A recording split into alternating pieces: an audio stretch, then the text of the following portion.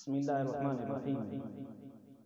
آپ حضرات جانتے ہیں کہ دفعہ 370 اور 35 کو ختم کرنے کے بعد پوری دنیا کی نگاہ خطہ کشمیر پر کس طرح مرکوز تھی،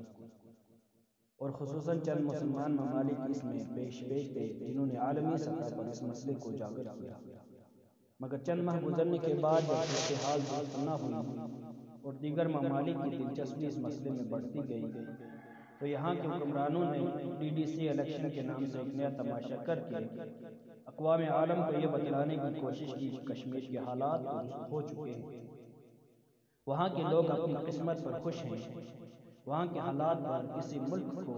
یا کسی کمیٹی کو بات کرنے کا حق بالکل بھی نہیں۔ پھر اس DDC الیکشن میں حکومت نے جن لوگوں کو اتارا ان لوگوں کو دیکھ کر یقیناً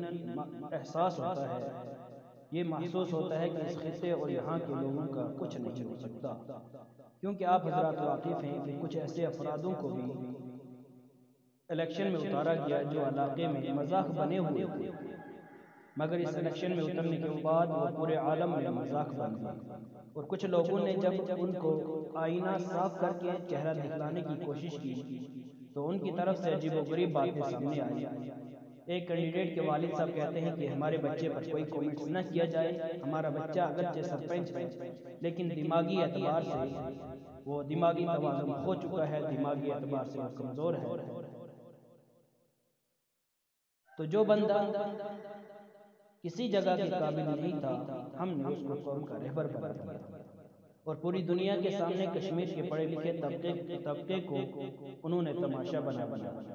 اس میں ان کی غلطی اگرچہ نہیں ہے، بلکہ پڑھے لکھے لوگوں میں نہ تو خدمت کا جذبہ ہے اور نہ ایسی سوچ ہے کہ وہ قوم کی خدمت کا بیڑا اپنے سر لیں، وہ تو صرف اپنی فکر میں لگے ہوئے ہیں۔ اسی وجہ سے یہ محبوب خطہ تماشا بن گیا، اور اگرچہ نتائج کشمیر کے جموں کے مقابلے میں بہتر ہوئے اور اپنے یہاں والے سرفہرست رہے، مگر کچھ جگہ قابل افسوس بھی رہی، اور اس میں بھی غلطی پڑھے لکھے طبقے کی ہے کہ وہ حالات کو نہیں سمجھتے، ہوا کا رخ نہیں جانتے، وہ تو اپنی کشتی کو بچانے کے چکر میں پڑے ہوئے ہیں، جبکہ سمندری طوفان میں سب یکساں ہوتے ہیں۔ طوفان سامنے والے کو بالکل نہیں دیکھتا کہ یہ بندہ میرا اپنا ہے، یہ غیر ہے، اور وہی حال اس الیکشن اور اس کے نتائج میں ہوا۔ کہیں سے آواز آئی کہ پہاڑی لوگوں کو بچاؤ، پہاڑیوں کو بچاؤ، کہیں سے آواز آئی کشمیری اور کشمیریوں کو بچاؤ، کہیں سے آواز آئی گجروں کو بچاؤ، کہیں سے آواز آئی بکروالوں کو بچاؤ، مگر کسی بندے کی زبان سے یہ آواز نہ نکلی کہ کشمیر کو بچاؤ، کشمیر کی زمین کو بچاؤ، کشمیر کے کلچر کو بتلاؤ، کشمیر کی حفاظت کرو، یہ آواز کسی کی زبان سے نہ نکلی۔ اور شاعر نے کیا ہی عمدہ کہا ہے، جسے تم ووٹ کہتے ہو نظام عزت کی بستی میں، یہ رسم تاج پوشی ہے درندوں اور لٹیروں کی۔ اور سب سے بڑا بیوقوف وہ ہے جو اپنے پیاروں سے بد کلامی یا قطع تعلق کرے ان جیسے سیاستدانوں کے کہنے پر۔